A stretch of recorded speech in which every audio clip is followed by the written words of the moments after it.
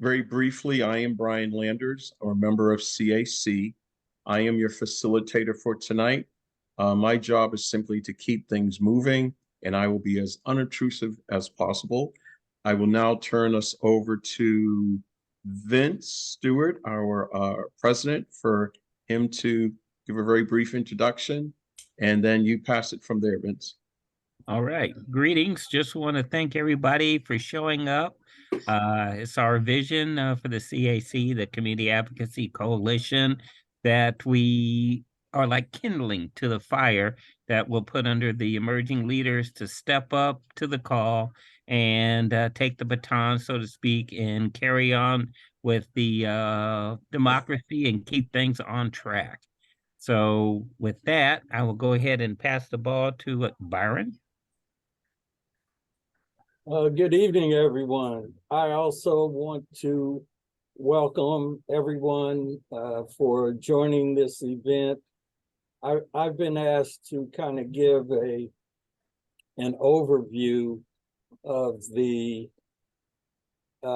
reason that we're coming together this evening, and I will be brief, but I wanted to start out by asking if everyone had a chance to review the Save Our Democracy document. I think it was entitled Only in America. Okay, I'm seeing some heads nod. So I'll proceed, and that will allow me to shorten my comments a little bit. For those who are new, as well as those that were with us for our first session, back in the fall, we had an opportunity to come together and bring what we have termed our current and emerging leaders together on the topic that was presented in that paper. The change in our political climate, in particular regarding the alt-right movement, the emergence of white supremacists, the attack on the Capitol on January 6th, and the assault on voting rights, the gun culture. I mean, we can go on and on to the issues that have been emerged and become very visible as a result of this shift in our society that was ushered in by the election and even running as a candidate. And certainly since he was defeated in the last election, and that is former President 42. So with that, I just want to thank the emerging leaders that have joined us. Brian is going to talk a little bit about the way we'll go through the program this evening, but to a great extent, there are several CAC committee members on, but we really want the current and emerging leaders to take the ball and hopefully come up with a call to action that can create a sustained effort to address these concerns in our culture. So with that, I'll turn it back over to Brian, and we'll go from there. And again, thanks everyone for joining us. Okay, so in the interest of time, because I really want to get this meeting turned over to what I'm going to call the conventioneers, the current and future emerging leaders, I would just ask that everyone that's on the CAC committee in whatever capacity, just wave. That is us. And with that, I would just ask that if you're not speaking, please stay on mute. And that when you speak for the first time, if you would just introduce yourself, your organization, and I would hope that during the course of this meeting, if there's anyone that you want to reach out in particular, or you want to make certain that we have each other, your contact information, you hear something from a fellow leader, and you want to make certain that you guys connect, you ladies, the generic guys term, that you connect afterwards, put your contact information in the chat box, please. And let's build bridges. This is what this is all about.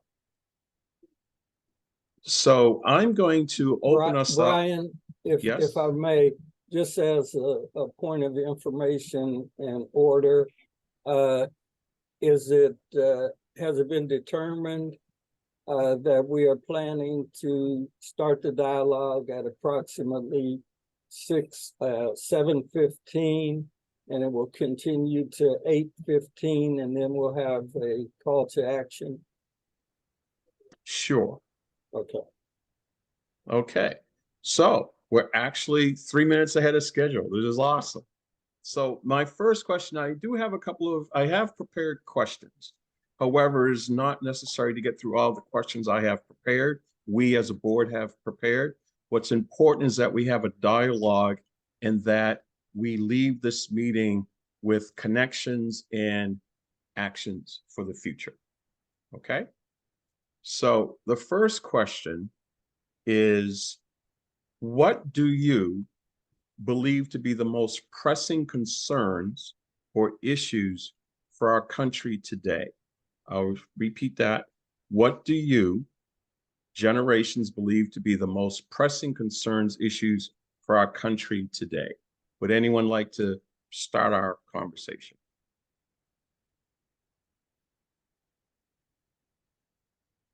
Oh, I know none of y'all are shy. I guess I can take a shot because Great. what I think is the biggest kind of like concern for me, which might actually be different from I think what people. Yes. Excuse me, Maria. Thank you for stepping up. Would you mind introducing yourself and what organization you're with?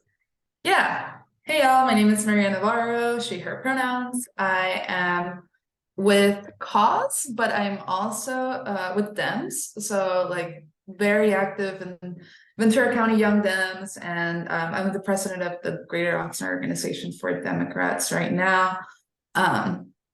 So pretty active in those spaces. I focus a lot in housing advocacy, and that's where my passion lies. So in terms of like what I see to be the most pressing problem for me, it's actually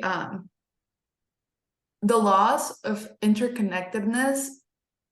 And by that I mean, so let me frame it backwards, actually, as isolation. And by that I mean general isolation of like we feel like we're alone, I think, in this society. But it's also the fact that we have, and to me, the biggest thing is we have built ourselves to be very isolated, but even our infrastructure, right? Like you go to any place here in the United States, you have to get into a car, you have to move somewhere. That keeps us actually in a very tight bubble. Like there are no public squares, there are no marketplaces where people meet up and are able to communicate face to face. So that actually keeps us insulated in our ideas, and because you get to choose, right, who you talk to. In terms of then going into the internet, right, and this social media and 3D or what is it called? The goggles, the AI, no, not AI. You guys know what I'm talking about, VR, virtual reality. And like all those combinations that are coming forward, plus just the algorithms that keep us all in one space, I think it keeps us very focused onto one lens of what's going on and really kind of blocks away with everything else. So I think those isolation that is caused by, you know, AI, the way we have built, the way the society works, is really driving a lot of feelings of just isolation in general. And I think that's the biggest threat to our current situation, at least from my point of view. But I don't know, it's kind of weird. I guess I can take a stab at it too. After Maria, my name's Advocacy Reyes, he, him pronouns. I wear a few hats. I am now the board president for the Ohio Unified School District. And I also work, thank you, yeah, thank you. And I also work for Assemblymember Steve Bennett. And there are probably some other attachments as well that I have, but those are probably the two off the top of my head. I would say it's a very good question, and I think there are so many answers depending on what perspective you're coming from and what walk of life you experience the most. And I think they're all legitimate. From my perspective, there seems to be in my mind, I have like 4 or 5 that I want to like yell right now. But as I try to seek for maybe more of an umbrella area, I think I would rely more on income inequality. The vast income inequality I think that we're not only seeing right now, but have been seeing through our economic system, and not just currently in the current present tense, but when we try to look historically at our economic system and how it was not only constructed, but also exacerbated.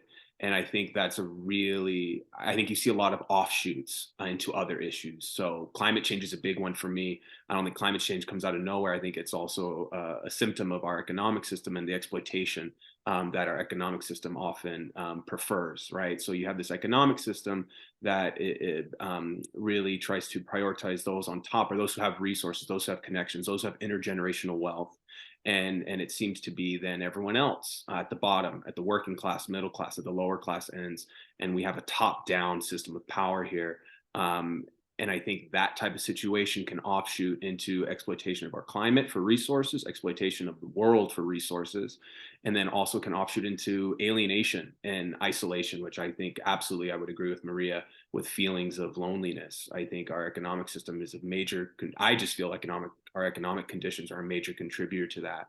And I think when we're all trying to fight to survive, to fulfill our basic needs, we're not always acting in the most communal spirit as possible to help everyone, to lift all boats, right? We get stuck into this rut of, well, I have to get mine because I need to survive and I need to provide for my family, right? So that's our structure is based on that, but oftentimes through policies and more recent policies, I see that is exacerbated and pushes us more into this us versus them, or isolation, or I have to get mine at the expense of yours, this zero-sum mentality that I think is clothed in exploitation, alienation, and then ultimately isolation and a scarcity mindset. So that's how I see it, but just wanted to add that. Additional comments, please.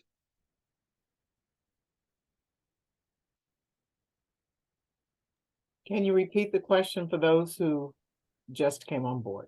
Sure. Welcome to all those who just joined. As I am Brian Landers, your facilitator. As a reminder, I would ask that the first time you speak, would you please introduce yourself and your primary organizations? The first question that we have tossed out to the group is, what do you believe to be the most pressing concerns or issues for our country today? We've had a couple of comments where, isolation, income inequality, and the state of or the design of our economic system as some contributing factors. So who else would like to weigh in with their concerns or expressions? Israel's got his hand up, Brian. By all means. Hello, everyone. My name is Israel. Just like Atticus, I wear many hats.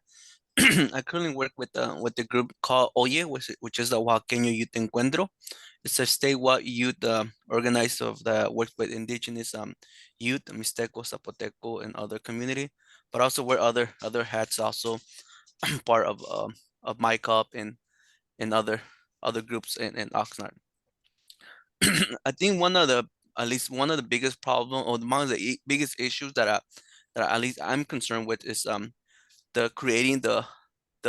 ability in creating power when it comes to uniting with each other. I think that's one of the biggest issue because we have so much ability, we can do so much, but at times it seems that we're very much divided, and I see that in a lot in our community, and there is that sense that there's a lot of pressing issue, but like our inability to create the unified power in order to make change. I think that's one of the biggest concerns that I have, especially with trying to work with other community.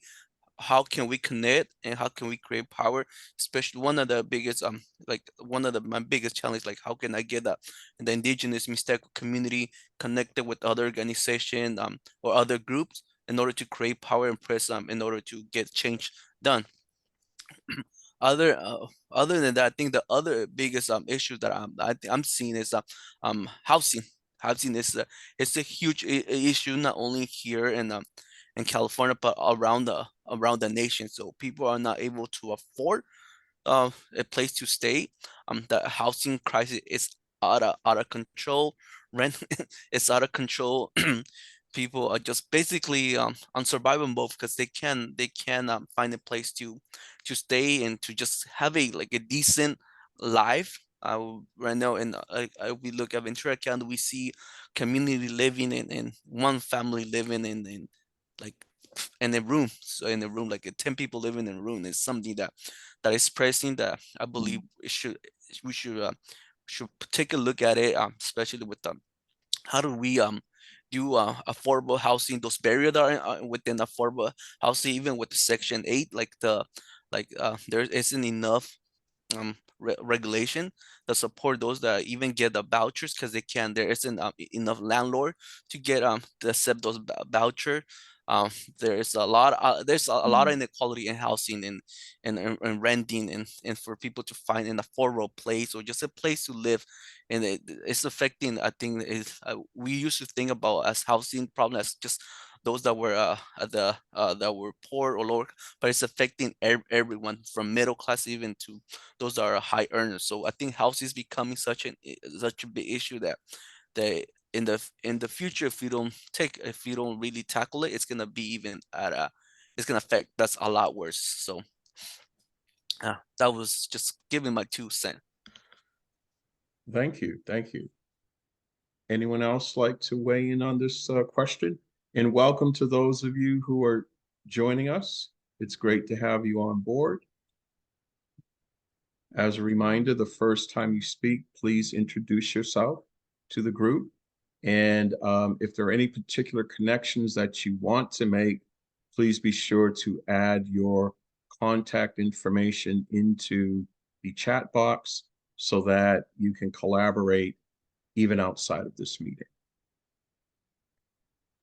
So I'll repeat the question one more time, and then we'll move on to another one if there are no responders. So our first question was, what do you believe the most pressing concerns, issues are for our country today?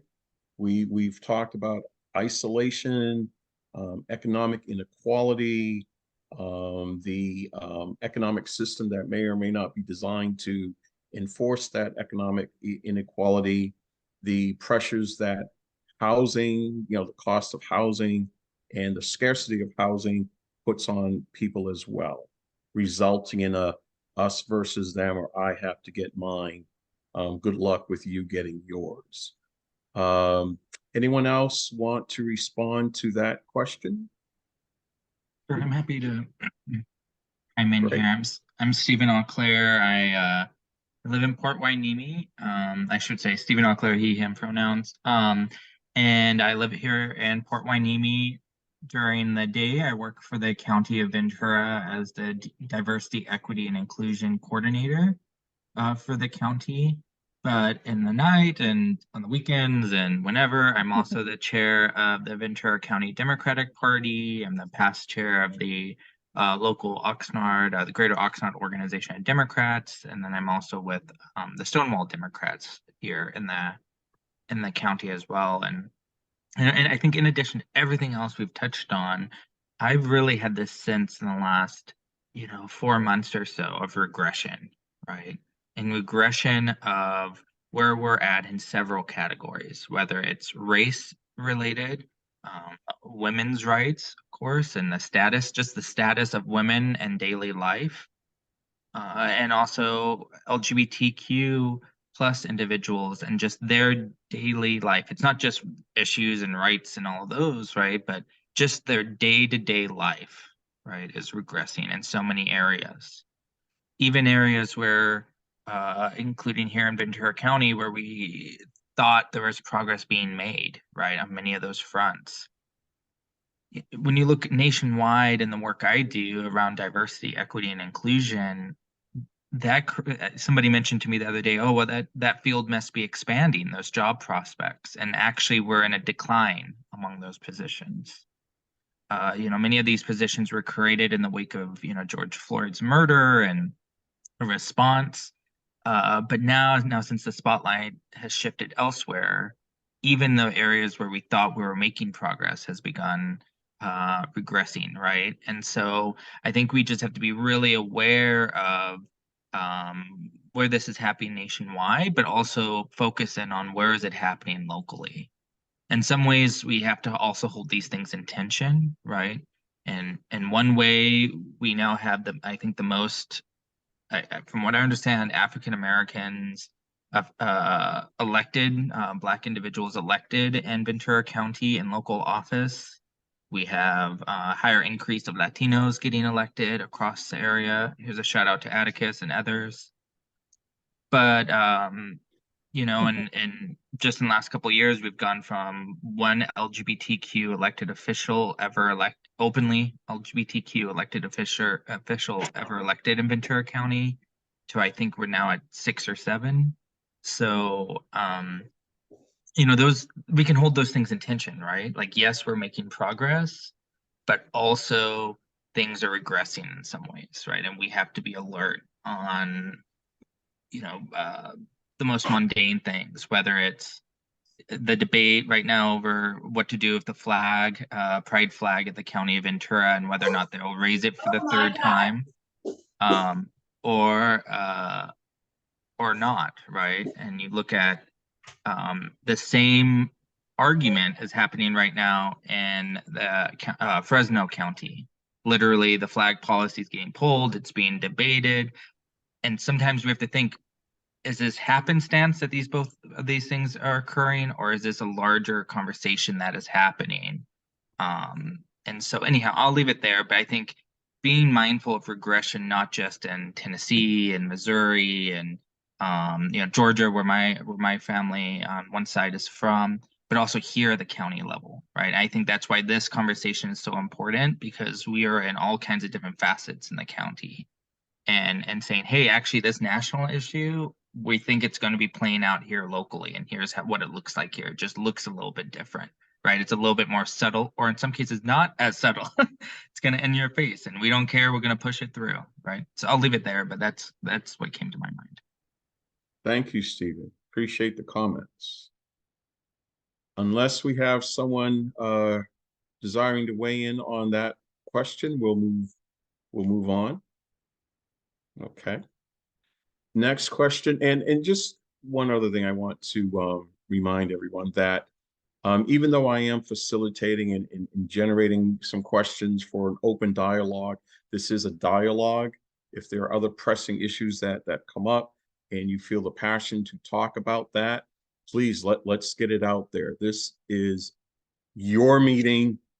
I'm just facilitating it. So, and I will not be offended if we get off on a different topic, and after a certain amount of discussion, I'm certainly willing to bring it back into the pre-planned questions, but this is an open forum. Okay. So having said that, what do you think are the most effective ways to make change, or even to transform our society and its institutions? There's a two-part question. Where are you most inclined to put your energies and efforts? Let me read that again. What do you think are the most effective ways to make change, or even to transform our society and its institutions? Where are you most inclined to put your energy and efforts? Any takers on that one? It's a long one, so we're more than happy to read it again. Anyone who hasn't spoken at all? How about someone that has not said anything yet? Don't forget to take yourself off of mute.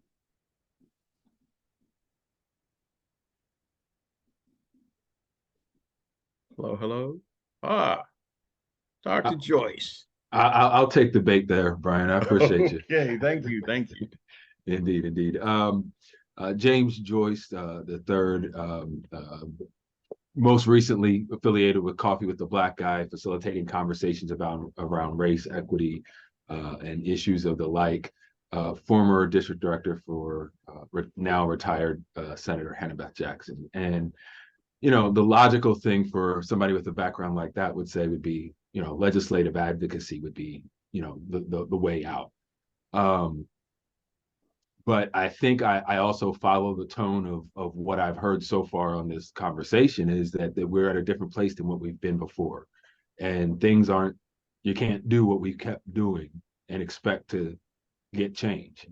And so I think that moving forward, I think it's a both and mindset, right? Of do the legislative advocacy, but understand the context of what's going to happen with that. It's going to be incremental movement, progress moving forward. Particularly for Black folks, I would encourage engagement, education, and understanding around the reparations conversation that is happening right here in our state.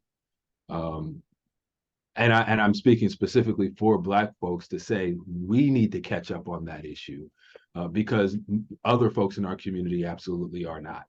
And what we're going to see is that in exactly a month, we're going to have an official document delivered to our legislative body and our governor on an action to do something towards that end. And what does that look like? Are we prepared as a community and a society to deal with that if it were to become? And are we just content with them doing a study and delivering that study, or do we want them to do actual action on that, right? And so when I'm thinking about some of that stuff and I'm looking at the conditions that I've heard, the economic insecurity, the housing inequity, all of these issues and concerns, and then the way that all of those contribute to people being placed in survival mode and the mental instability that we're seeing, I think that making sure that folks have economic security and a house is key. And the way to do that is to actually do something about this, because, you know, I'm not a fan of trickle down economics, but once you infuse more money into the economy, other folks are going to benefit. And so I think that there's a much larger conversation to be had and a much more urgent conversation to be had around that, to not squander this once in a lifetime opportunity. No one else in the country, no other state has done this. And there's been a bill at the national level to do this since I was a 9-year-old. And so I think that it would be incumbent upon us as a community, as a society, to say, okay, let's really have that conversation. I don't like the word, I don't understand it. That's okay. Let's start that and provide an opportunity for folks to digest what that could be, because that is a step forward in my eyes. Thank you. Thank you. That opens up a whole world of thoughts and ideas and so forth. Anyone else would like to weigh in on that? Or let me read the question again while you gather your thoughts, and let's hear from someone else. The question is, what do you think are the most effective ways to make change or even transform our society and its institutions? Where are you most inclined to put your energy and efforts?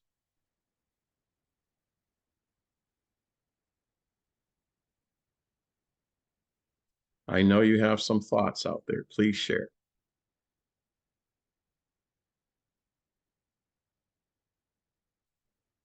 This is Genevieve. I can go. Can folks hear me okay? Yes. Great. So, well, let me start with the easy part. So I'm Genevieve. My day job, I'm Associate Director of Mixteco Indígena Community Organizing Project and extracurriculars, co-founder and current board president of the 805 Undocu Fund, vice chair, Oxnard Union High School District School Board. I'm forgetting things, but that's okay. That's kind of the gist of it. All around community person. I think when I think about this question, oftentimes what I come to is how we're all in the same ecosystem, right? And each of us is carrying the work, carrying the water in different ways. And what you said, James, really resonated with me. You know, certain things, there are going to require a legislative response. And then other things are going to require us to take our work to the streets, protesting, marching, rallying. It's not for nothing. And I think a lot of the folks on this call, you know, we carry that work in different ways, you know, whether we're on the board of supervisors or whether we're out there in solidarity with farm workers striking. It takes all of us to do this movement work. That's why they call it a movement. And part of why I'm thinking of it in this framework is there was a meme that I saw during COVID, and it was basically something along the lines of like, it's okay to rest. And I think it was like peak summer 2020. Everyone was out, Black Lives Matter. Folks who weren't maybe Black Lives Matter before were now Black Lives Matter in the streets. And the meme was along the lines of, you know, sometimes you need rest and the movement needs you to rest as well. And there's going to be other folks, if you're taking a step back to rest, there's going to be other folks that are going to come up and carry the work forward. And so, you know, in some spaces, like I get to be that policymaker. In some spaces, I get to be that activist who, you know, almost got run over by trucks in front of the government center during a George Floyd, you know, demonstration, right? There's this reality and this duality of this work that we carry, and it's necessary that we show up the way that we show up.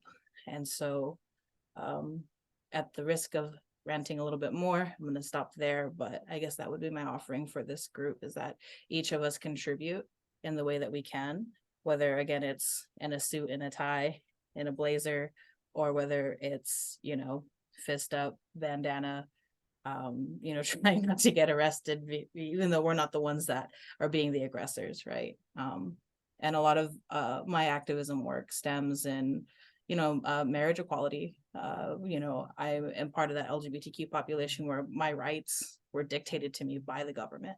I could not get married until 2015 by the federal government. And as Stephen said earlier, those rights are at risk. We saw the overturning of Roe versus Wade, right? And so again, it's going to take our collective work, our collective efforts to continue to be that change that we want to see, right? And I feel like also a lot of us do this work for folks that they didn't have that time, right? So even though movement work is year by year, it's generational, for some folks it comes too late and they don't get to see that. And so that, for me, that's why I do this work, is for those shoulders that I stand on, for those folks that don't get to see the changes that we're trying to create.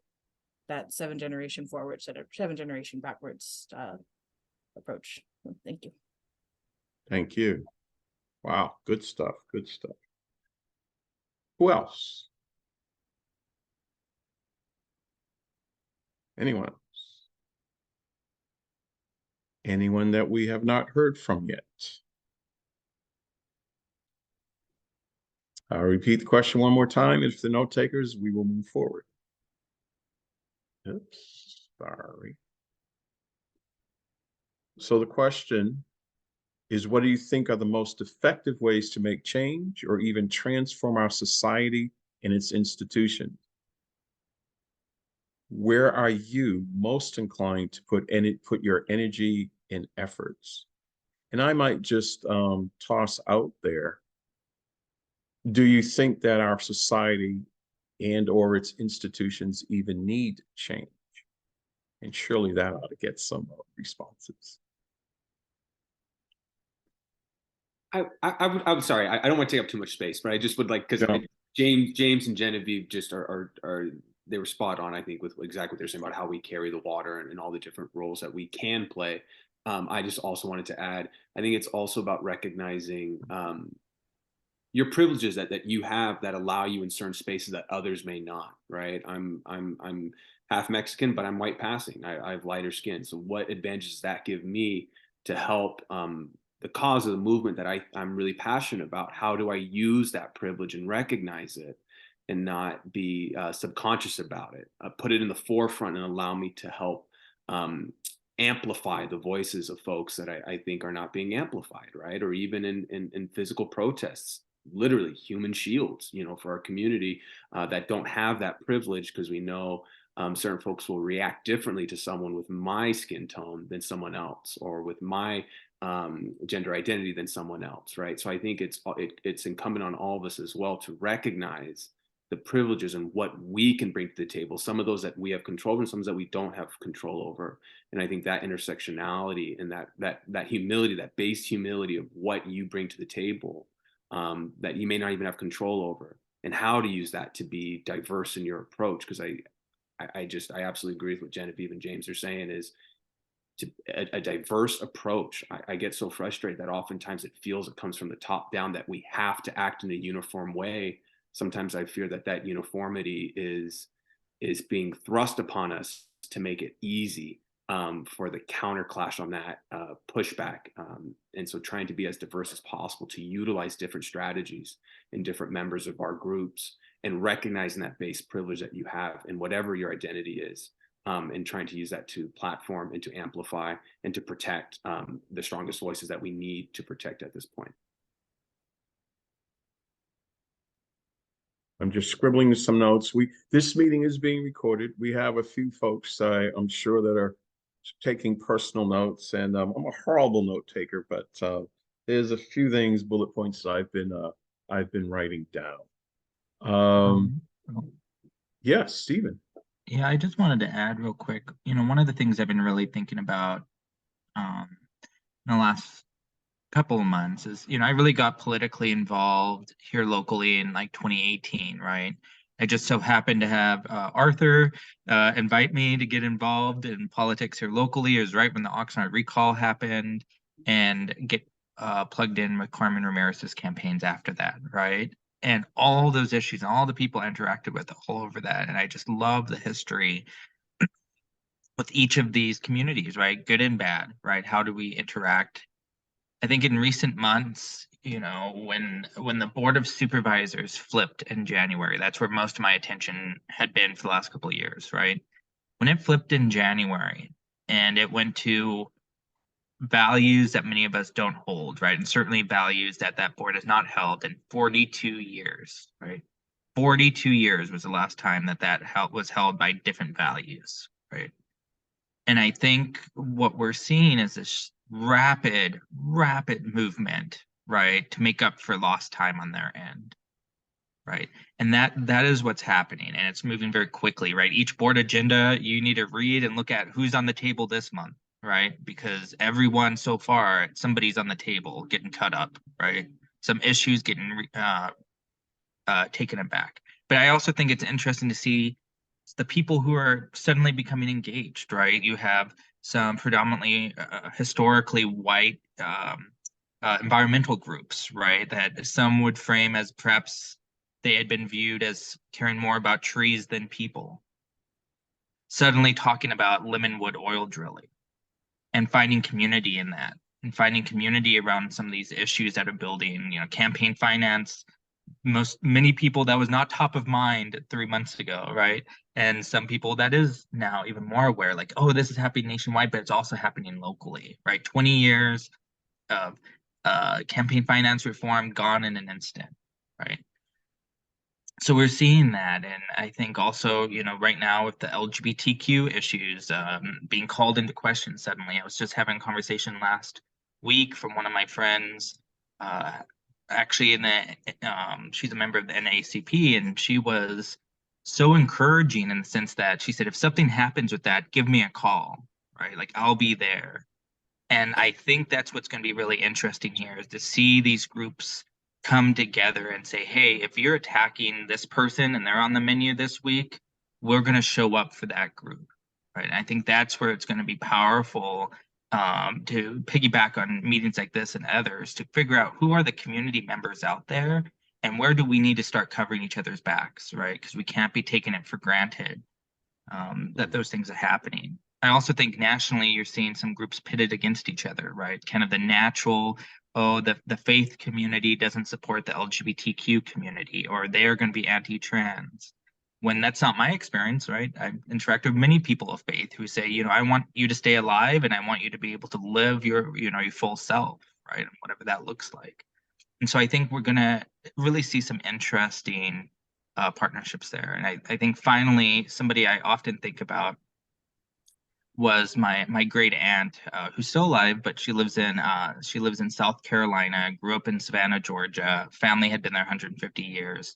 She was the most outspoken person on Facebook when the Confederate flag and statues issues were happening in South Carolina. And I still think about her because she is somebody who you probably wouldn't have thought was an ally on this issue. And she became one of the most outspoken people speaking at meetings, saying, no, this isn't my heritage. So sometimes I like to think about what are our Confederate statues here locally, right? They may not look the same, but they might be a policy, that might be an area that's underserved. And who are those non-traditional allies that we can kind of pull in? And as Atticus says, also encourage them to, hey, use your privilege too. That doesn't mean take up all the space, but you may have more direct input into some people that you have relationships with that we haven't established yet. So I'll leave it there, but that's some of the thoughts I've been having recently. Thank you. I just want to reiterate, and it piggybacks on what you just mentioned.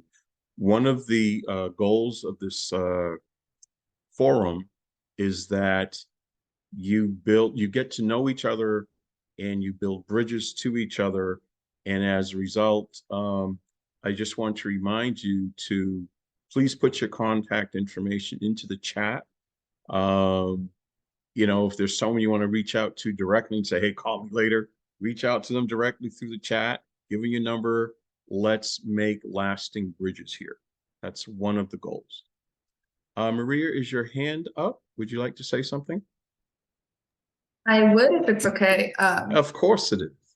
I honestly, I think in this sense, I kind of want to gravitate back to what Genevieve said about in the pandemic, where it was, you know, people were talking about self-care, and I think that conversation has, at least in organizing and advocacy spaces, has continued. I think that one of the biggest, you know, one of the biggest things for me where more change could happen is at the very, very local level. And by that, I mean, what I would like to see at some point is for people who are usually leaders in our community, but don't get involved in politics, getting involved in some way in politics, right? And this means people who are baseball coaches, people who are in, you know, parent teacher associations and PTAs, people who are active in their HOA, or people who just like to, you know, clean up parks, go to beach cleanups, things like that. I think that work at the local level is where I think, at least in my opinion, our individual voices may have to hold more weight, just because when I think about like national politics, I feel like sometimes it's too big. You really don't make a lot of impact. You're just one voice out of 330 million. But when you're one voice out of 200,000 here in the city of Oxnard, or 1 out of 30,000 in Port Hueneme, and I think that carries a lot of weight. And I think that for me, we concentrate a lot in national politics, which, to be fair, a lot of bad, shitty things have happened. I'm sorry, like bad things have happened. But and we should totally concentrate on that. But I think there also has to be a focus on localized politics that are just as important, I think, as national politics. And I think that's where we carry the most weight, and that's where we strategically should be focusing on. But yeah. And that goes into also kind of like healing and being able to not be afraid to talk about politics in places where, you know, we usually do. Like for me, we usually don't, sorry. Like when I grew up in Barranquilla, Colombia, and I lived there until I was 9. And then I lived in Costa Rica for a couple of years, and then I came here to the United States and kind of settled here. But from living abroad, it's kind of weird, the concept to think that, you know, here in the US, you can't talk about religion, politics, or money, right? Those are the main 3 things you cannot talk about. And you know, that I don't think that is universally true.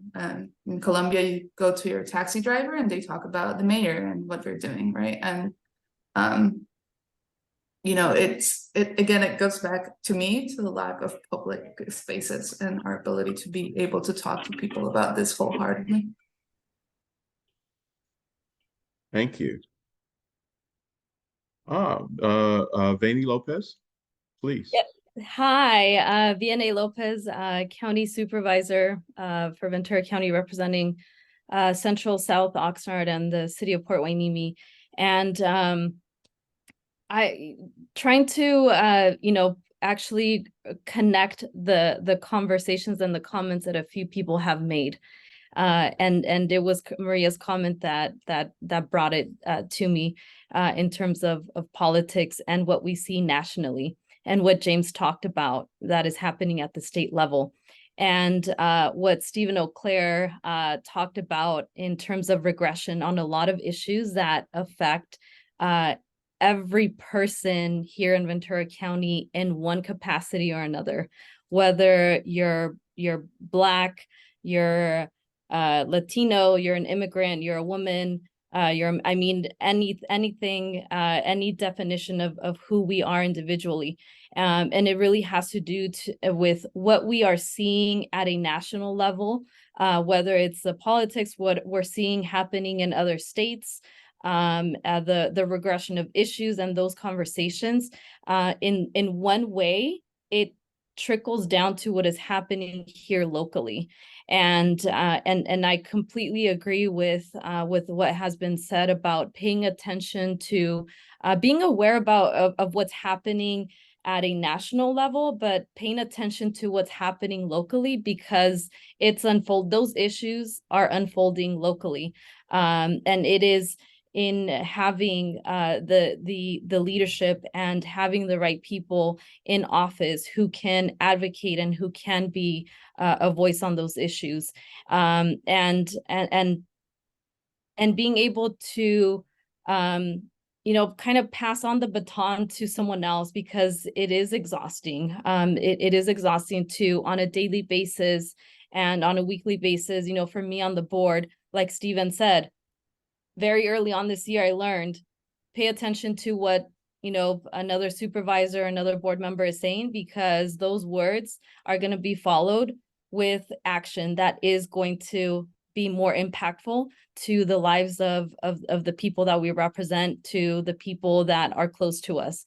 And so that's where I see, you know, my focus in my capacity is paying attention to what is happening, and pulling in people where we need to, right, to have that backup and have that support to fight against the oppression and the regression that we are seeing.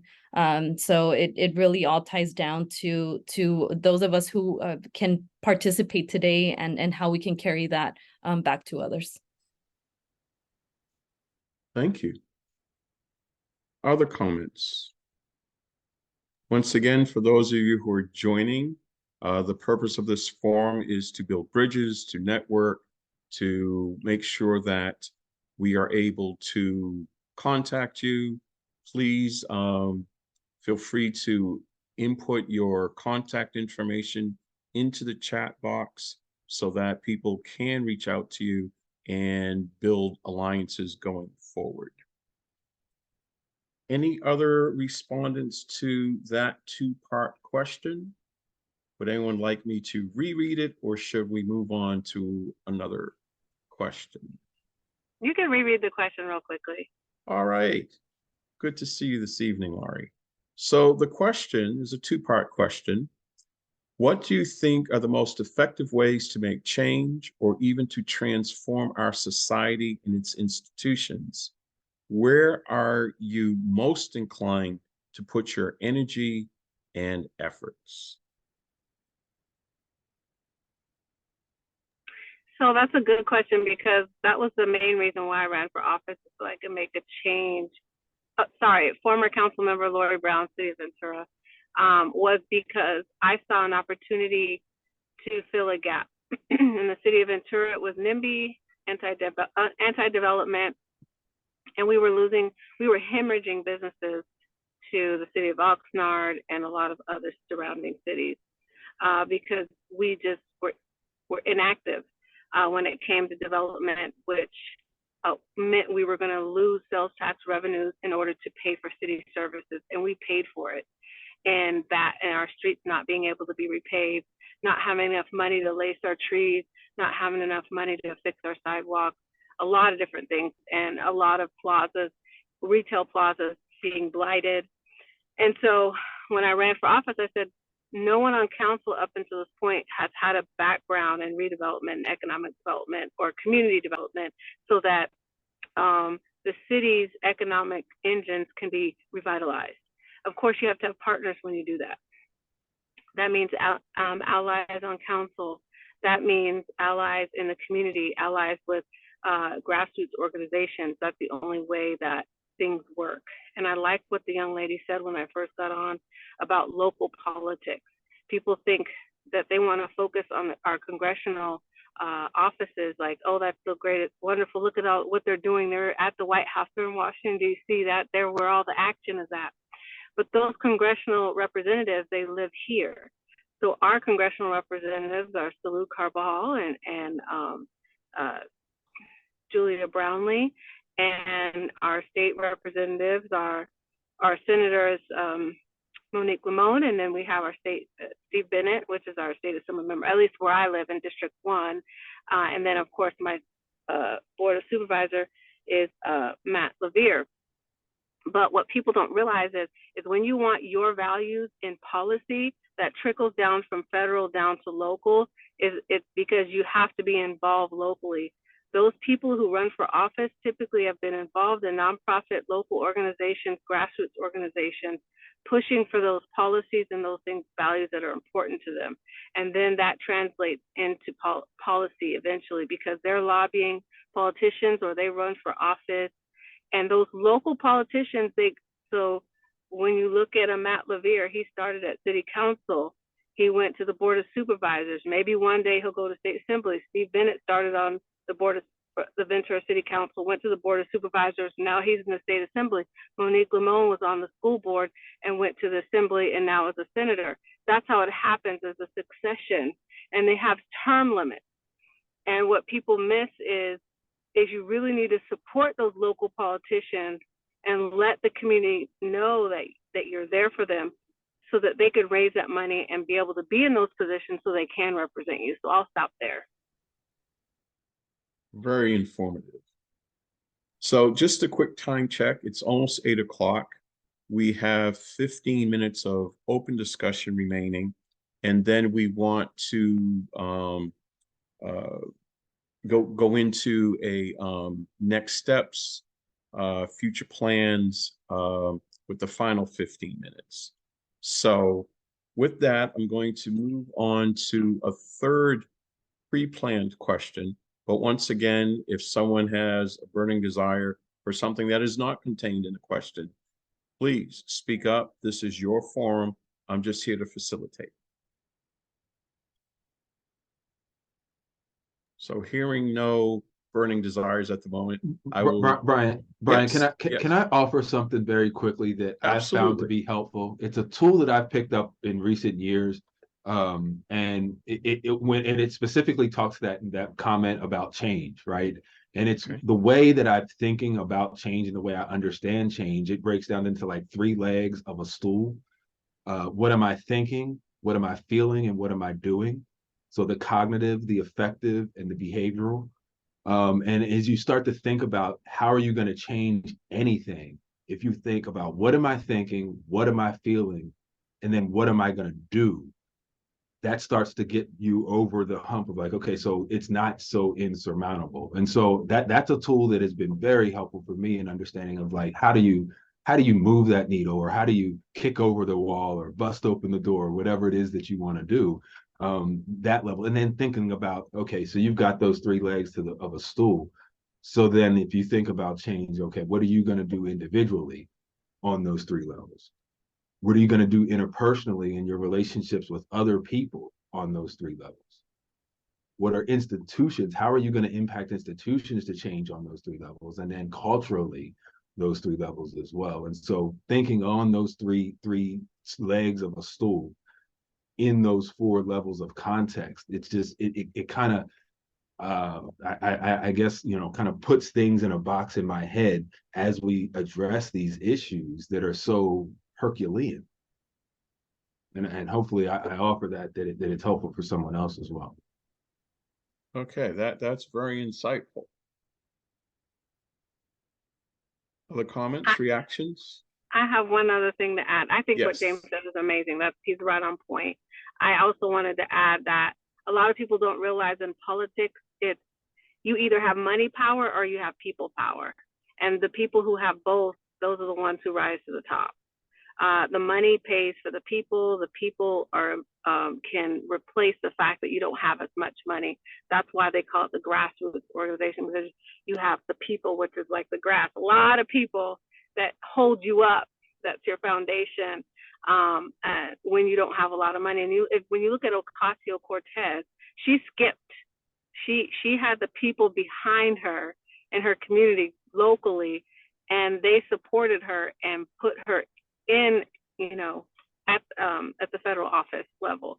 And so I think a lot of people don't realize that their voice has a lot of power, a lot of power. And so during political campaigns, you have politicians going to the churches and going to our nonprofit organizations and going to also, and they want to take photos, but the community is not asking for anything in return. And what's most important, and specifically in communities of color, when you want to see something change and something done, when the politicians come your way asking you for something, you need to have something that you're asking for in return. It could be saying, I don't see that you've ever supported such and such, or I'm for this policy and I saw when you voted this way. I want to have a conversation. And there needs to be a unity around those issues, because what happens is at the higher level, they'll look down and say, let me see how I can split the community. I'll get the support from these people over here instead of these people over there, and I can still say I have their support. And then at the end of the day, the community gets nothing. And so just think about some of those things. It all happens, like the young lady said earlier, at the local level. And what I've seen in the past, the last thing I'm going to say when it comes to money, if our community, even if we all band together and gave a couple dollars, the Bernie Sanders and other people were very, I think even President Obama was very good at raising a lot of money, basically like $1, $20, $10 at a time. And that unity speaks volumes to a politician. But anyway, I can go on and on and on. If ever anybody wanted any training, I would like to avail myself if all the things that I've learned from running campaigns, from winning, from losing, how to get what you want, how to compromise, how to find consensus and agreement, all of that. I would love to partake and share any and all of that information at this point. So thank you for allowing me to have the opportunity to be here today. Thanks for taking the time to join us. That is valuable. And if you don't mind, please be sure to put your contact information in the chat box. even though I think you're pretty well recognized, but that would make sure that they know how to get a hold of you. Any other comments before we move on? I've got one, and I don't know what your question is gonna be, so maybe I'm That's gonna quite all right. push it. I'm gonna go. Because we're talking about like representation, right? And the importance of local politics. And for me, it's also like the right representation. I'm sure all of us have heard a version of this. Just because you're brown doesn't mean you're down. You know what I mean? And I don't mean to put you on the spot, Israel. But we saw this for those of us who are either from Indigenous communities or work with Indigenous communities like myself. Los Angeles City Council, you had Kevin De Leon, Nuri Martinez, like a largely Latino elected body disparaging Black communities, calling Indigenous communities like ugly, short, not sure what village you're from, right? And in those conversations, you know, for a lot of like the Indigenous leaders in those spaces, we were being told by Latino, I'm saying we, I'm an ally, but we were being told, stop being so divisive. Why are you so angry? Like, it's Kevin De Leon. Like, what are you gonna do, really? And the response from the communities that I work with is hold him accountable, have him resign, because you know he wasn't showing up for the communities that he was elected for. Nuri Martinez was not showing up for the communities she was elected for. And so it's not only getting our folks who maybe have a D by their name, our folks who look like us, but folks who also share our progressive values, right? Because that's what matters, right? I don't want people who are just, you know, seat warmers, bench warmers. I want folks that are gonna put and do the work and be that change in action that we so desperately need at this critical time. As a millennial, and this was another meme, I'm gonna keep going back to my memes because that's what gets me through the day, frankly. I am so tired of living through historic events. I am tired of it. I want my white picket fence. I want, you know, a house with my animals and my wife, but I can't have that because things are so like messed up, right? And they're messed up because, again, some of us have become complacent and we have these people that are just like, okay, and not reading into the fine print. And so just kind of going back to the original point, folks, not only representation, but representation that counts. Representation, again, that's willing to put in that work, to move that policy, to support our communities who are at the margins and who are willing to be those champions. And again, just because you're brown doesn't mean you're down. Excellent. Thank you. Thank you. Any reactions or comments? All right, I'm going to move on to our, oh, I'm sorry, Laura, you saying something? I was just gonna co-sign, that's all. She's true. It's right. It's true. That's all.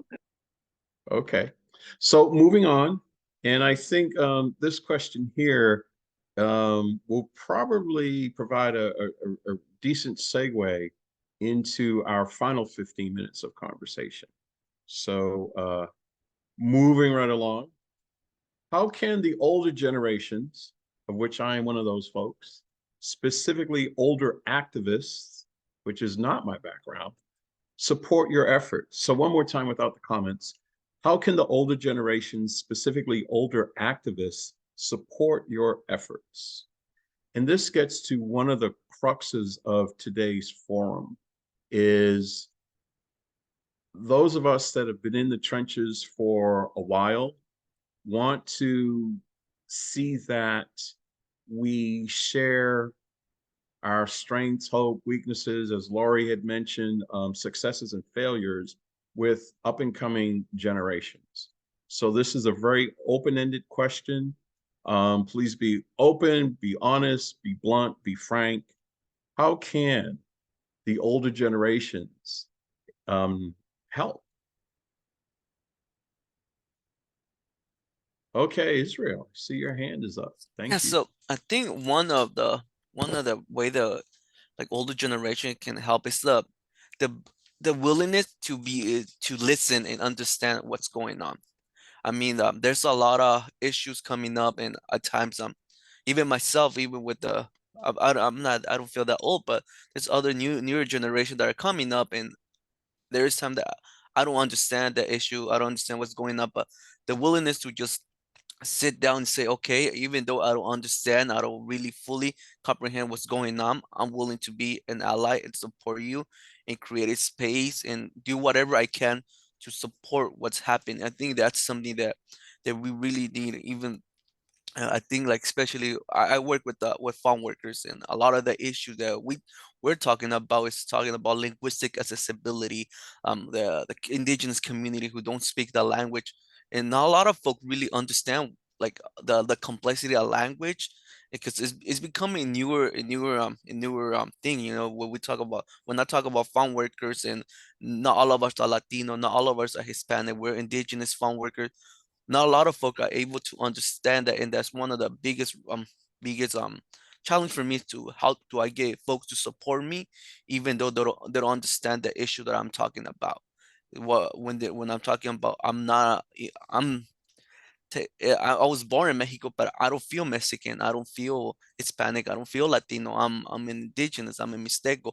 But how do I get other folks to understand this complexity? So even though, like, if you all don't understand, because there's things are constantly changing, just to have the ear to speak, and for us to have a space to talk about this issue and to bring it to the table, I think it will help out a lot. Just having somebody that is willing to listen and to understand the issue that's going on. I think Maria brought it up, the isolation. Sometimes we do feel isolated in the issue that we're talking about, because there isn't enough space for us to talk about this, or to bring it up, or have somebody that wants to listen to it, or willing to understand what's happening. So, like, one thing that I would just like, just having those folks to hear what I'm talking about, and why I'm talking about it, and like how come I'm bringing it to the table, because it's happening, and we're seeing it daily. So just having that space to talk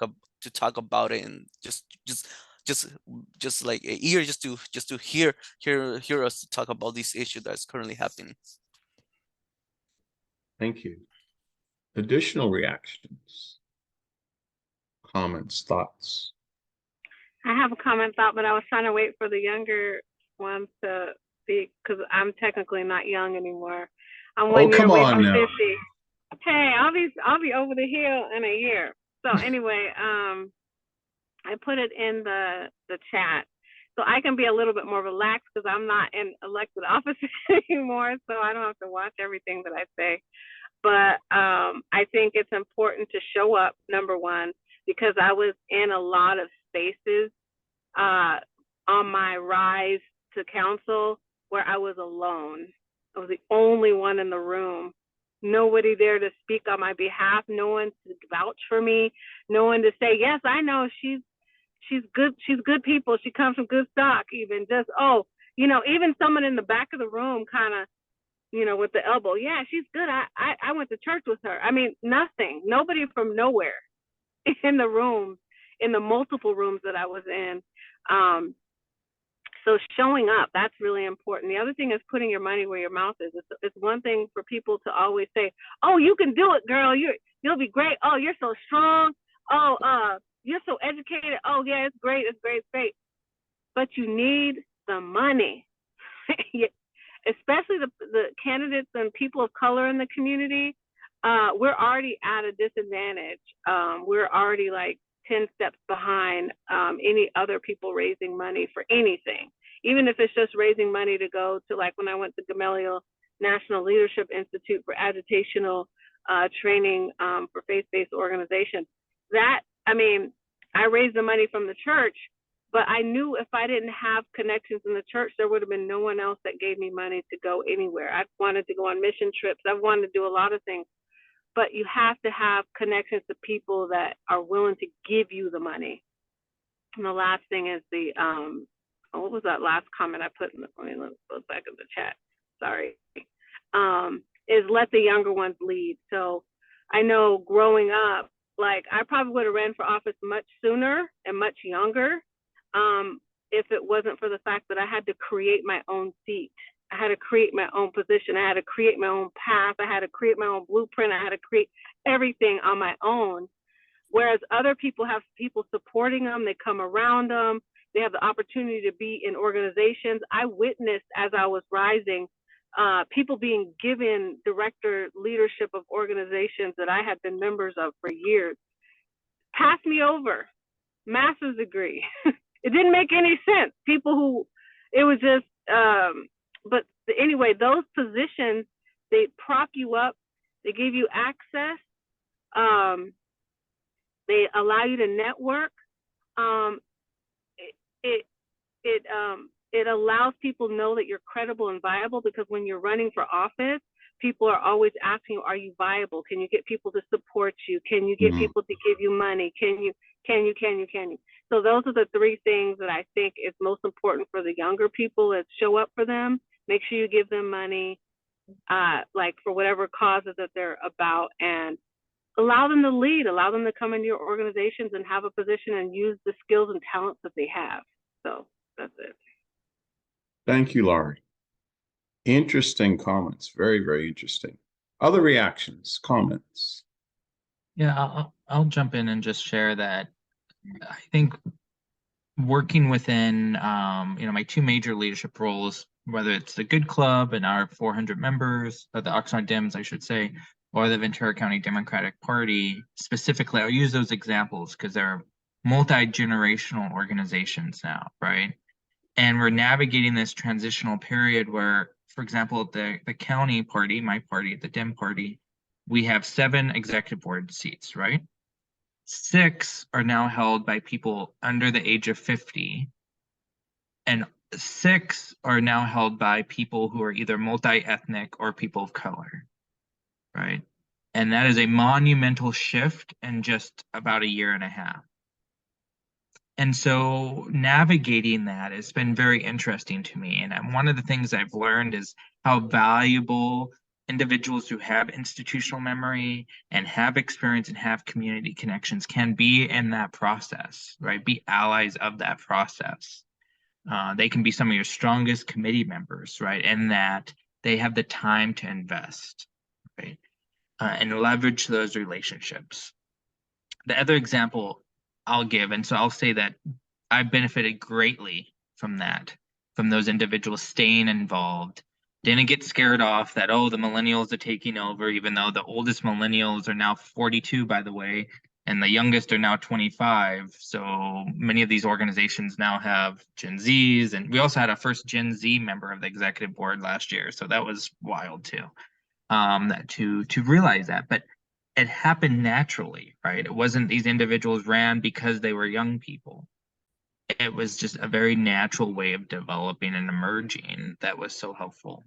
But the example I want to give is just a couple of weeks ago when this campaign finance ordinance issue came up at the county. And sorry, I'm using many of these local examples, but I think we've seen many of them in recent weeks, where the League of Women Voters have come. And, traditionally, I will say among people my age, we viewed League of Women Voters to be a predominantly,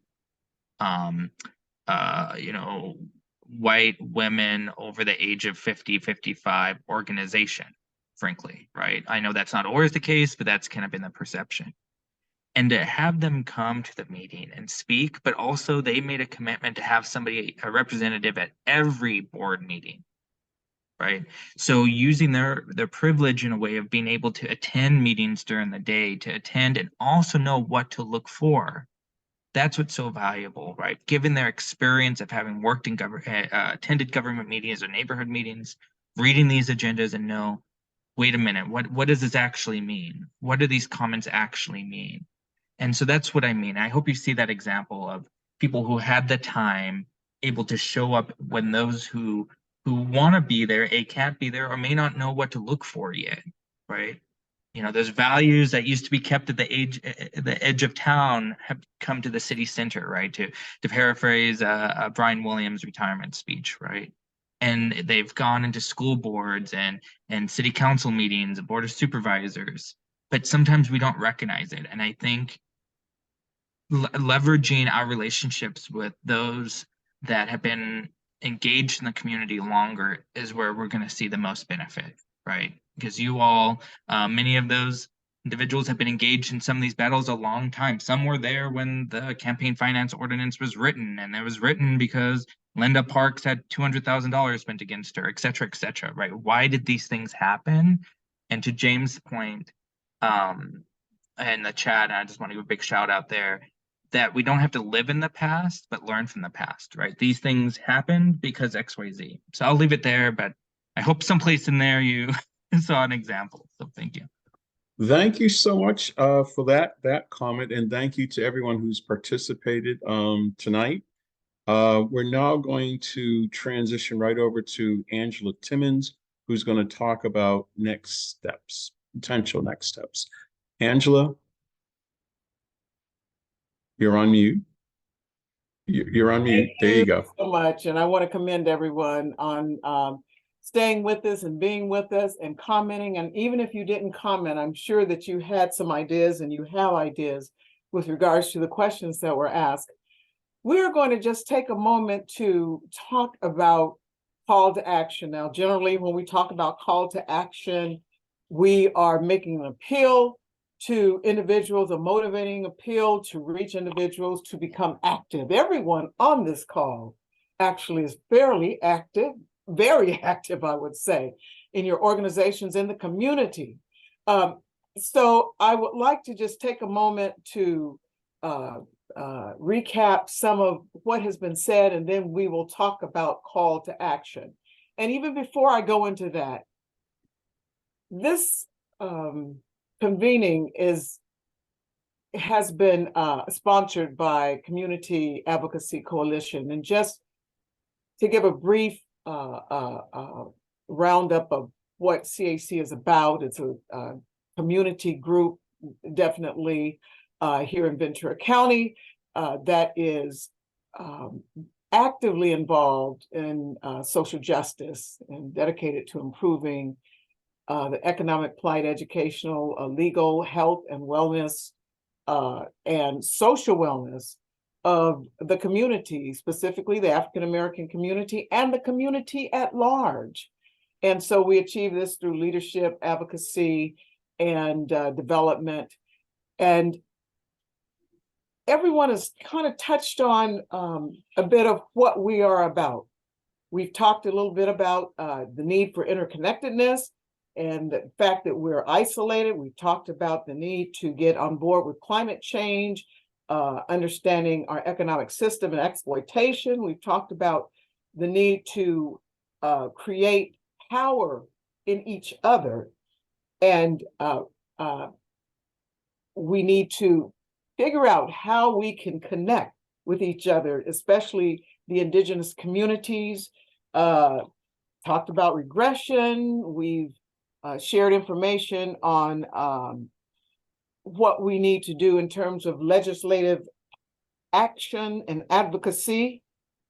The fact that we are all in the same system, and so we're experiencing some of the same issues. We've talked about, we questioned how we can amplify and not be intimidated and get out and advocate for social justice. We've talked a little bit about the regressions that we've experienced, getting involved in politics, certainly the change and the 3 legs of change. And part of that is the cognitive, the affective, the behavior. We've talked about many things. It has been said that this work is very exhausting. So let's round that up to this issue of call to action. Everyone on this call actually is very involved. So I'd like to craft this call to action around, how do you see, if each of you can just give me a 1 or 2 word statement, if it needs to be longer, it's okay, on how we can connect with those that are not on this call, that perhaps should be on this call. It has been said that we don't need any bench warmers, that we want people of action. How do we get people of action? You all are people of action. But what do we do? What can we do to incite the masses or to light a fire under the masses to move this work forward. And anyone can start, and I'm going to take notes. This is Genevieve. I'll go. And I just want to echo something that Lori said, right? Lori, it was something that she didn't have. And I think those champions, right? I think each one of us can be a champion for someone else that's not in this space right now, but that's doing the work, right? You know, we don't know what spaces we're not at if we're not invited, right? And so I think that is like our homework, so to speak, is if we're looking to build the bench, right? We're looking to build a bigger table. Again, who's not here and who can we personally champion to be also in this space and lift them up as well? Anyone else?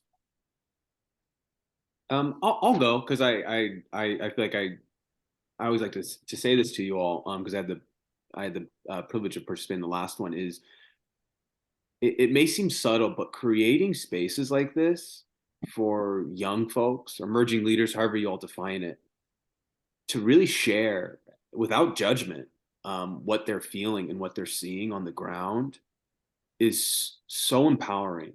I feel so many of us young folks have had to fight and continue to fight for space to just be respected at the table.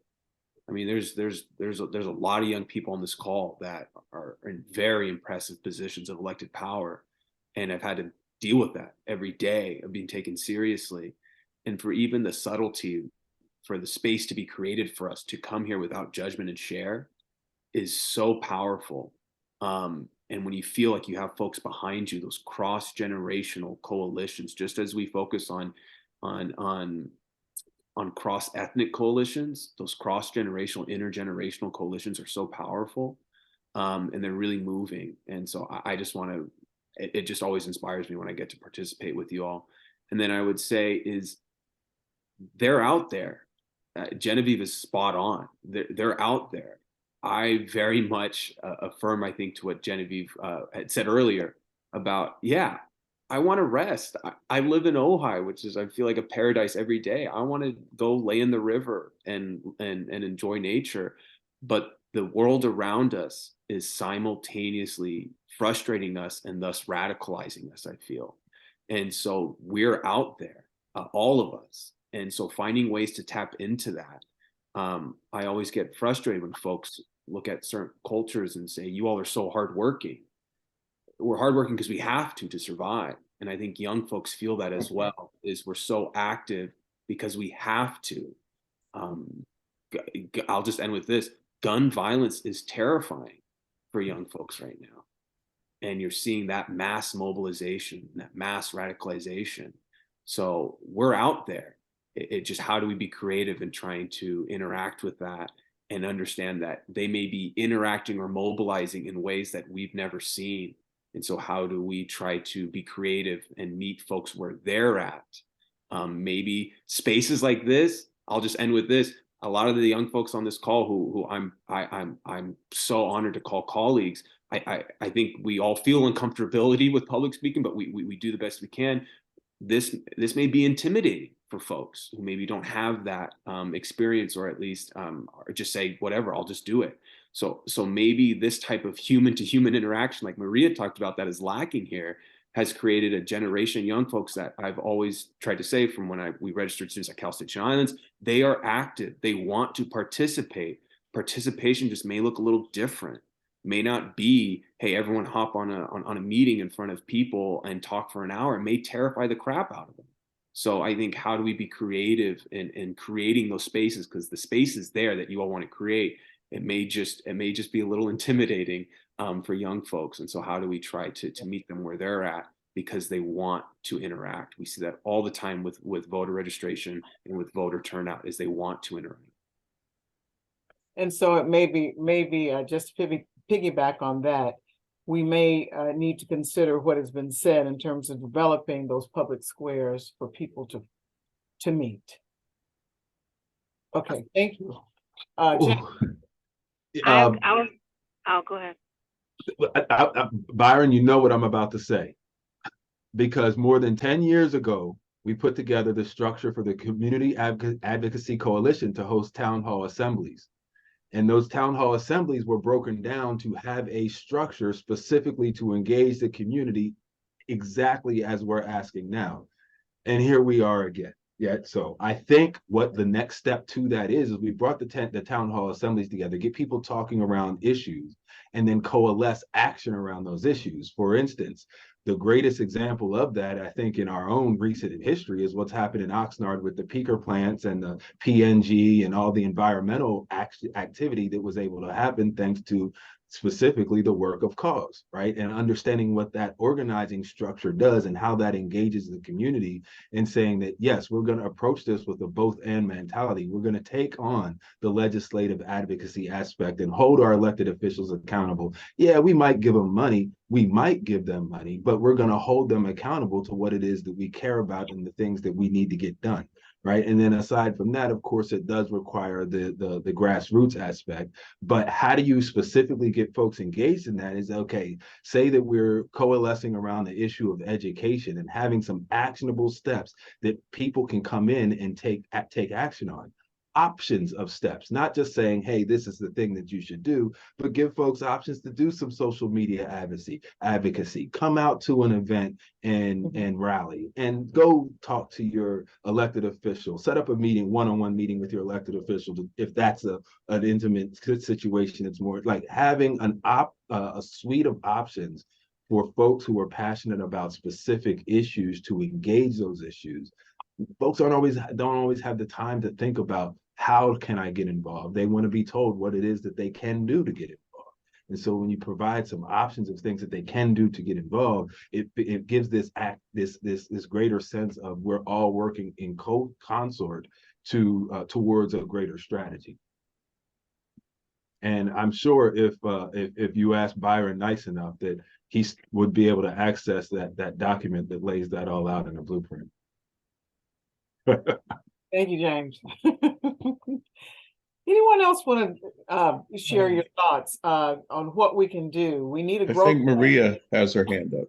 Yes. Lori went first. Lori and Maria. Okay. I'll be quick. So the African American Leadership Commission that when I went to Gamaliel National Leadership Training, when I came back, Cause appointed me as the chair of that commission.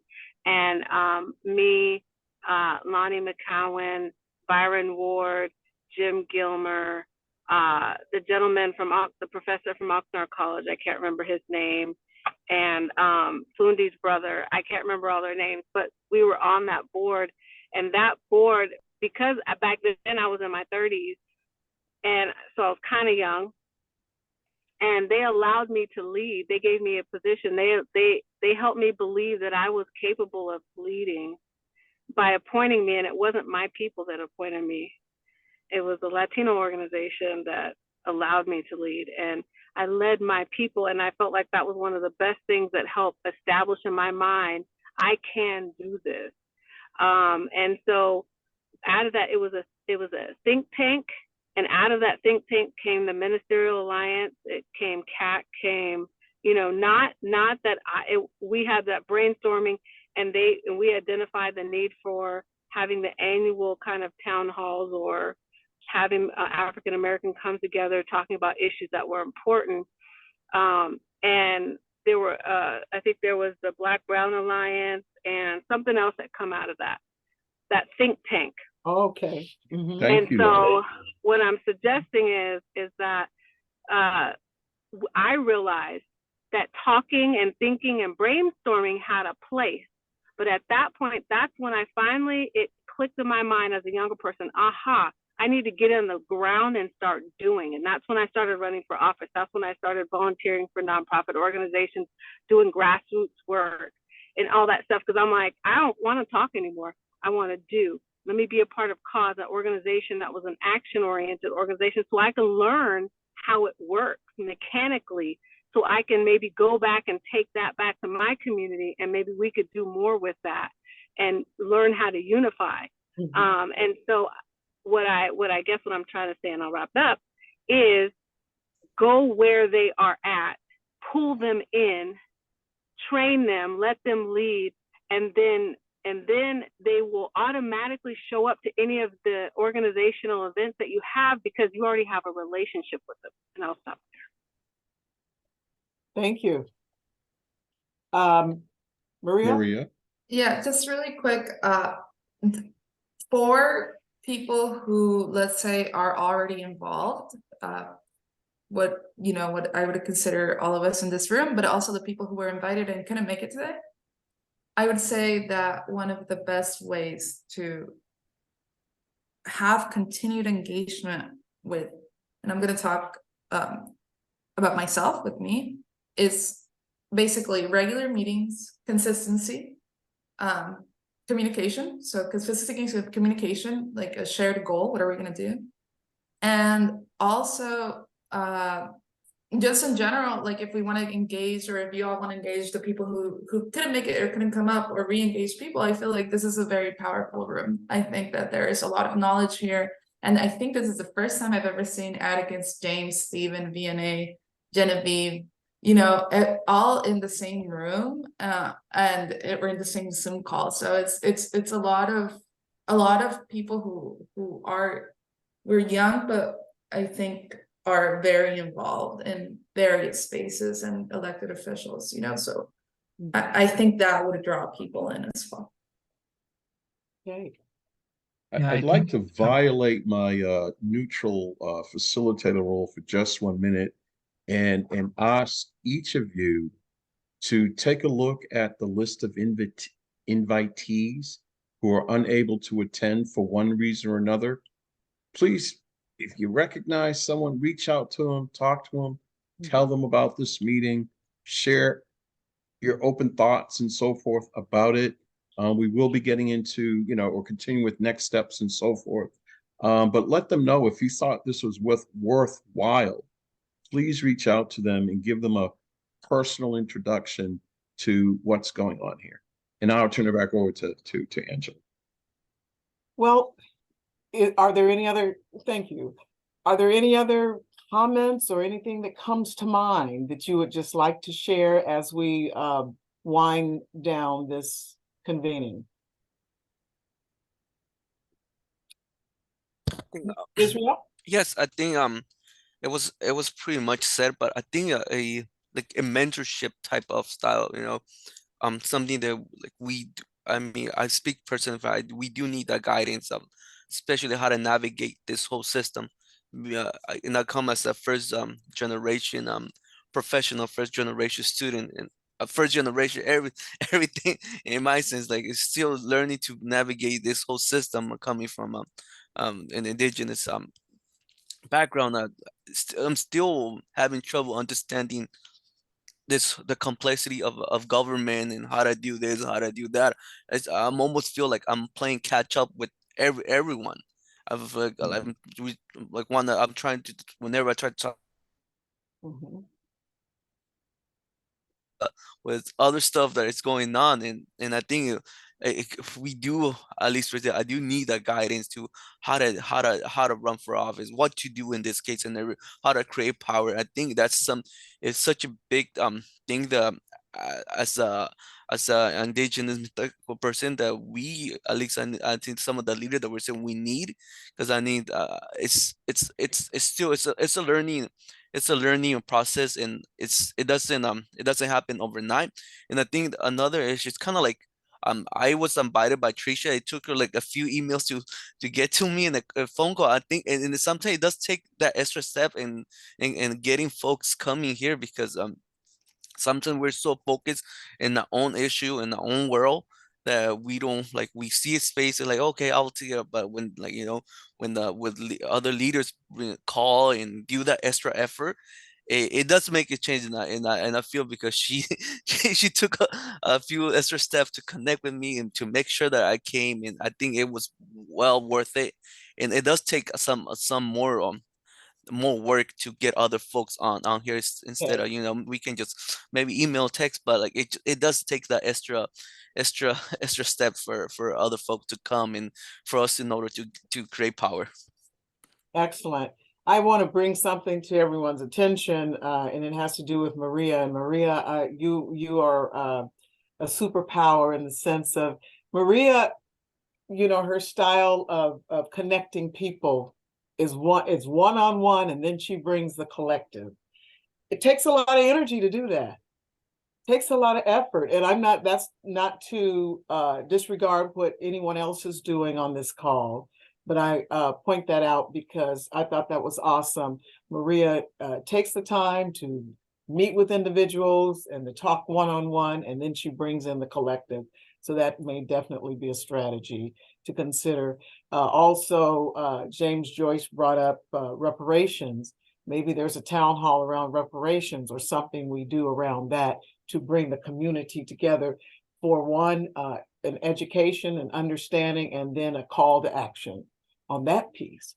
So anyway, there are certain things that we will talk about actually as a CAC group on how we move forward with involving our community. In the opening remarks, for those of you who are not here, it was stated by the chair of CAC that it's time for us to begin to pass the baton. And in order to do that, we have to get committed individuals to sit in the seat. Because yes, this work can get exhausting, and it's time to pass the baton. But it was also said that we have to meet individuals where they are. If the issue is gun control, maybe that's where we go. And we support the students, the Zers who are passionate about gun control. So we have to listen, as it was stated, that we need to listen, and we need to be alert, and we need to hear, and we need to meet individuals where they are. Are there any other comments as I turn this back to our— Stephen has a comment. Stephen, yes. Stephen had his hand up for a while. I'm sorry, Stephen. Okay. No, not to worry. Yeah, I just want to that point around, and someone made the point earlier around wellness as well among us as leaders, right? You look at the burnout rate among organizers, whether or not you call yourself an organizer or not, and the resistance around issues. But I also want to just give a shout out to when we have organizers or people that we do end up getting elected, right? Also candidates, but people we do help get elected, coming alongside them and also just checking in on them, right? Like, yes, we want them to vote with our values, but also like they're humans, right? And they need to be checked in with. Because it's a bummer when, you know, somebody can only be there a term, right? Because they like just got the crap kicked out of them and there wasn't that support, right?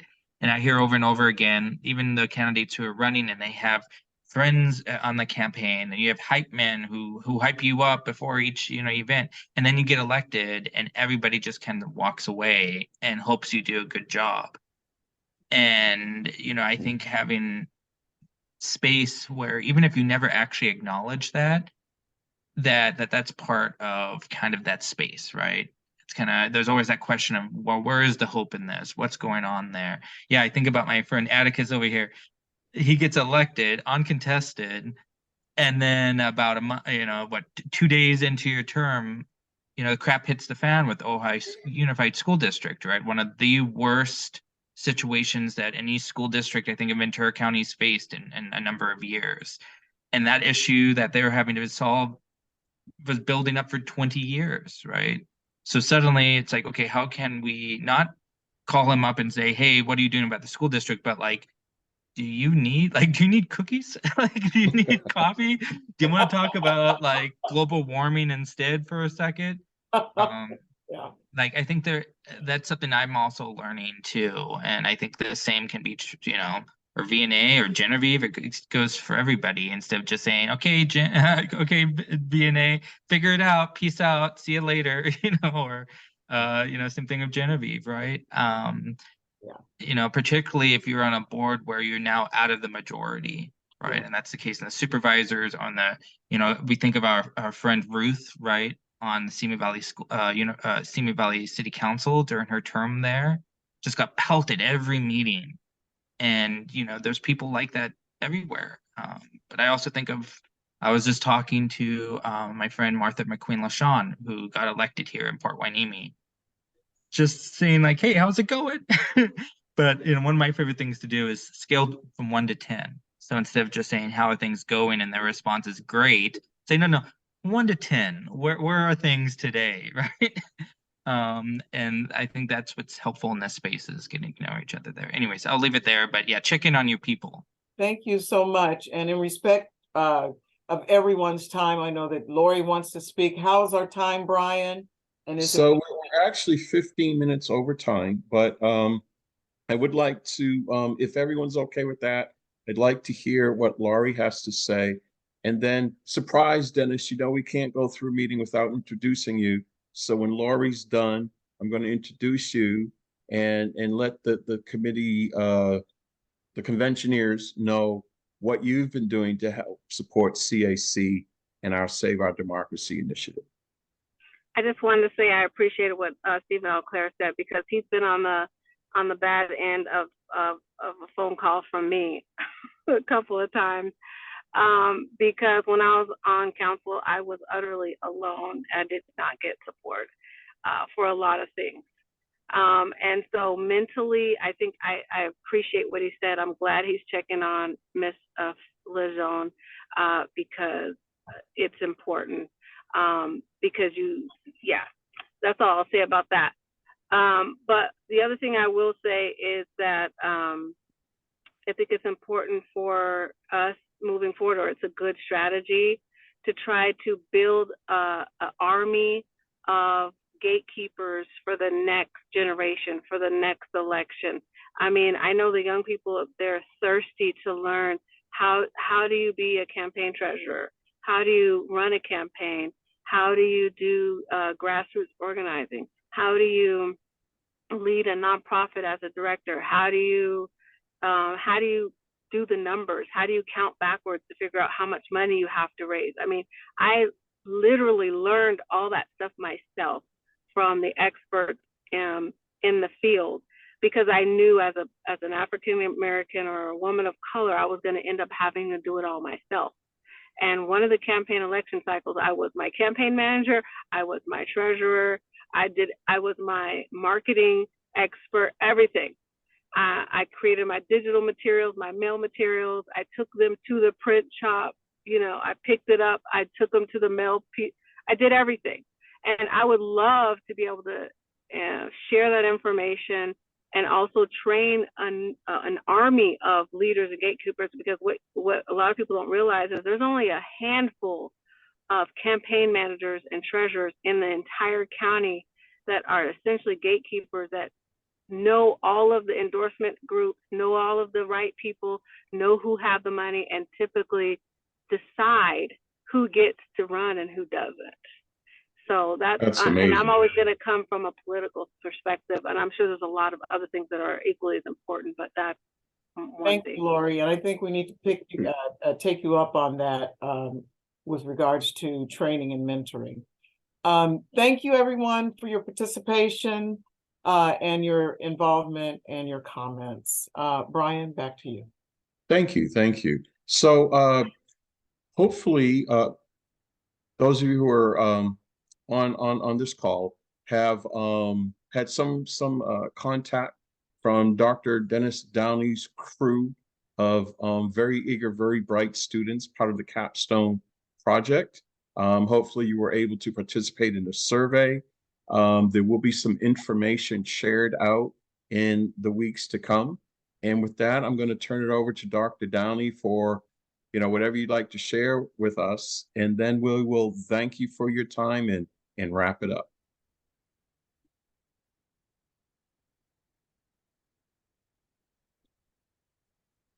We're not hearing you.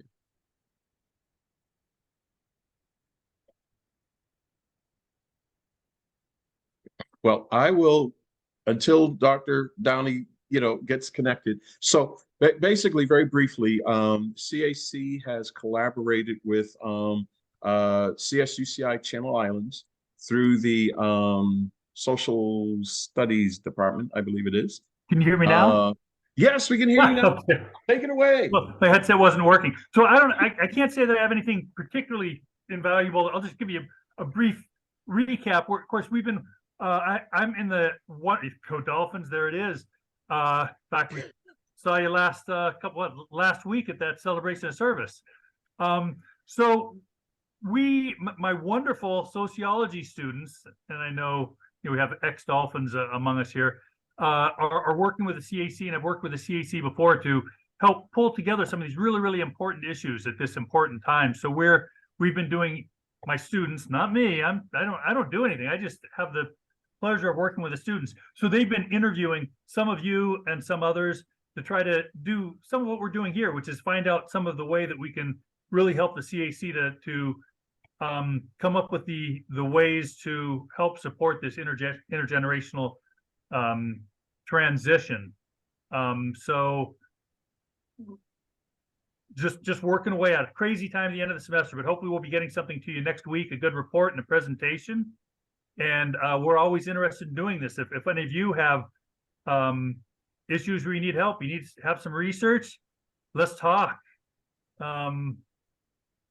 Definitely would love to partner with any of you to put this stuff together. Get some research for you. Thank you, Dennis. And so, Byron, I know I didn't clear this with you, but do you have any closing thoughts, and you can close us out?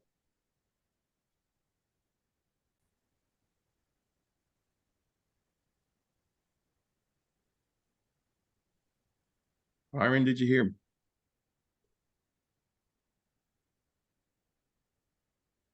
Okay. Well, thank you everyone for your time. We have gone over by a bit, but it's been a very robust meeting. I'm very, very excited that we were able to have it. It has been recorded. I'm sure that we'll be able to get the links out. Please reach out to someone that you know that was invited that wasn't able to attend, and please let them know what you thought of tonight's meeting.